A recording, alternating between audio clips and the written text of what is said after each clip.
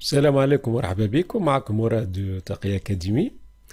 Alors, on va voir maintenant, on va essayer d'expliquer le mécanisme nerveux de régulation de la pression artérielle dans le cas d'une hypotension. Alors, on a bien sûr déjà vu le mécanisme régulateur de la pression artérielle en cas d'hypertension, toujours en parlant de mécanisme nerveux. On va voir maintenant comment se fait la régulation de la pression artérielle, bien sûr la régulation nerveuse en cas d'hypotension, toujours à travers des expériences qu'on va voir ensemble et à partir desquelles on fera un petit résumé donc pour comprendre ce mécanisme.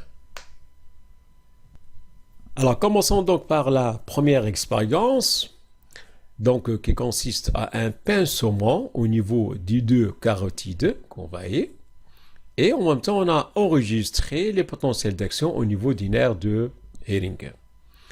Alors, on a eu une hypotension au niveau du sinus carotidien.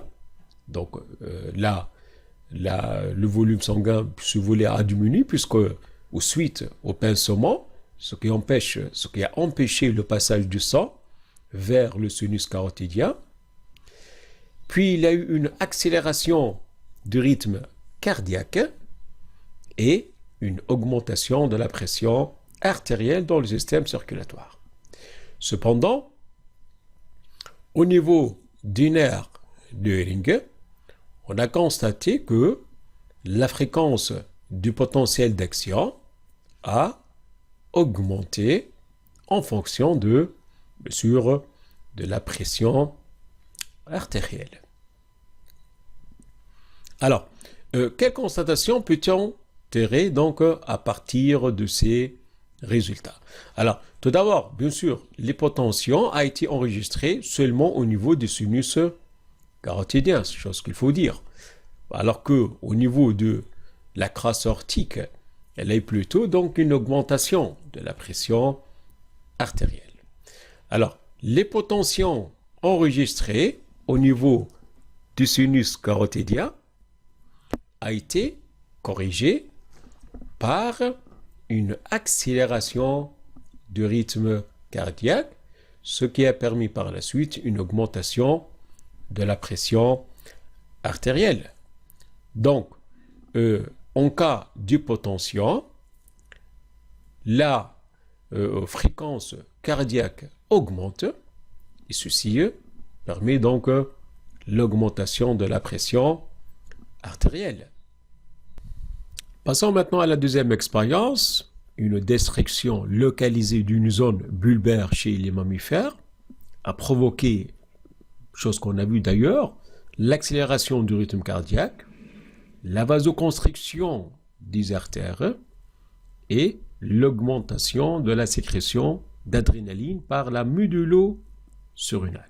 Alors, ce qui est nouveau d'ailleurs dans cette expérience, c'est qu'on a parlé d'une hormone qu'on appelle adrénaline, qui est normalement sécrétée par une glande appelée médulo-surrénale, localisée ou qui se trouve au niveau des reins, juste au-dessus des reins, on va revenir à ça en tout cas.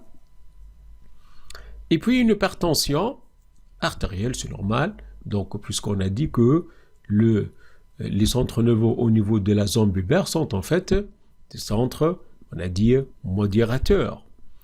Alors, et donc, en absence de centre nerveux, donc au niveau de la zone bulbaire, le rythme cardiaque s'accélère, et là il va jusqu'aux constrictions des artères, chose qu'on a déjà dit, on a expliqué plus tôt, mais là il a eu augmentation de la sécrétion d'adrénaline par la médulo-surrénale. C'est-à-dire que, en présence des centres nerveux de la zone bulbaire, normalement, il va y avoir une diminution de quoi? De cette hormone. Et donc, normalement, cette hormone doit agir en faisant quoi? Dans le sens d'augmenter la pression artérielle. On va voir comment ça se passe. Mais pour le moment, chose qu'on peut retenir de cette expérience, c'est que Le centre bulbaire, donc le centre nerveux exactement localisé au niveau du centre bulbaire, agissent en inhibant la sécrétion de l'adrénaline par la médullo-surrénale, ce qui explique donc l'augmentation de la sécrétion de cette hormone lorsqu'on a détruit la zone bulbaire. Donc, c'est ce qu'on peut tirer à partir de cette expérience. Alors maintenant, dans la troisième expérience, on a sectionné les deux nerfs orthosympathiques, ce qui a provoqué une diminution du rythme cardiaque, mais aussi une vasodilatation, donc augmentation du calibre des vaisseaux sanguins, et une diminution de la pression artérielle. Alors, je vous rappelle qu'on a dit que, depuis le début, que la diminution du rythme cardiaque normalement provoque une diminution de la pression artérielle. La vasodilatation aussi est à l'origine, ou un autre facteur qui peut être à l'origine d'une diminution de la pression artérielle. Alors, qu'est-ce qu'on peut retenir de cette expérience? En absence, bien sûr, lorsqu'on parle de section, c'est-à-dire on va essayer de comprendre ce qui se passe lorsqu'il n'y a pas l'effet de ces nerfs orthosympathiques. Donc, en absence de l'action de ces nerfs, le rythme cardiaque a diminué et il a eu une vasodilatation, ce qui montre qu'en présence de ces nerfs, il doit y avoir une accélération du rythme cardiaque, mais aussi une vasoconstriction. Et donc, par conséquent, ça doit provoquer l'augmentation de la pression artérielle lorsque ces nerfs sont activés. Et donc, on peut dire essentiellement que ces nerfs sont en fait des cardio-accélérateurs de rythme cardiaque. Et donc, ces nerfs, normalement, permettent l'augmentation de la pression artérielle. Alors maintenant, voyons, comme on l'a fait d'ailleurs avec les nerfs X, on va voir si ces nerfs sont des voies afférentes ou efférentes. Pour cela, donc on va réaliser les expériences de stimulation d'une part du bout central et d'autre part du bout périphérique. Alors, la stimulation du bout central de l'un des deux nerfs orthosympathiques n'a aucun effet sur le rythme cardiaque, ni sur la vasomotricité, et par conséquent sur la pression artérielle. Cependant, la stimulation du bout périphérique a provoqué l'augmentation du rythme cardiaque, la vasoconstriction et donc l'augmentation de la pression artérielle. Et donc ceci montre quoi? Les nerfs orthosympathiques permettent la conduction de messages nerveux des centres nerveux vers les organes effecteurs. Et donc, il s'agit bien de voies efférentes. Alors, on tient compte maintenant des informations qu'on a tirées à partir des expériences précédentes. On va essayer d'expliquer le mécanisme régulateur de la pression artérielle en cas d'hypotension. Alors, dans le cas d'hypotension, qui va être d'ailleurs détecté par les barorécepteurs localisés au niveau de la crosse aortique et du sinus carotidien, la fréquence du potentiel d'action diminue au niveau du nerf de Hering et du sillon.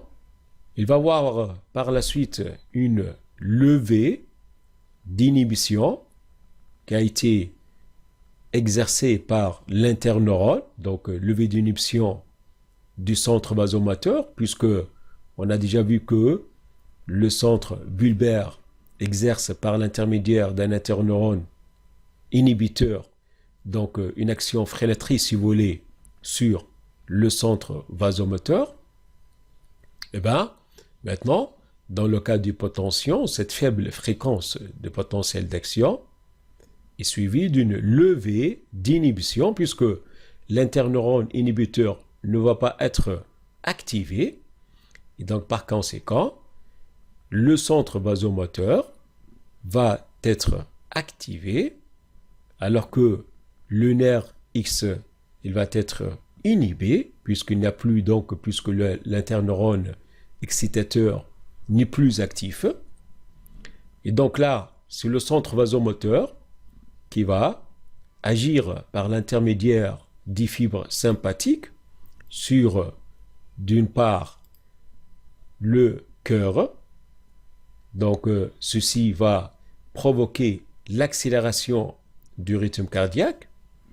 D'autre part, le message nerveux provenant du centre vasomoteur va provoquer la vasoconstriction, donc au niveau des vaisseaux sanguins, ça d'autre part, alors, mais aussi un autre fait dont on a détecté, dont on a découvert à partir des expériences précédentes, c'est que le message nerveux provenant du centre vasomoteur agit sur ce qu'on appelle la glande médullo-surrénale, localisée au-dessus du rein, et sous l'action de ces fibres, donc de ce message nerveux, il va y avoir sécrétion d'une hormone appelée adrénaline qui a un double rôle, qui est capable donc d'agir d'une part sur le cœur, provoquant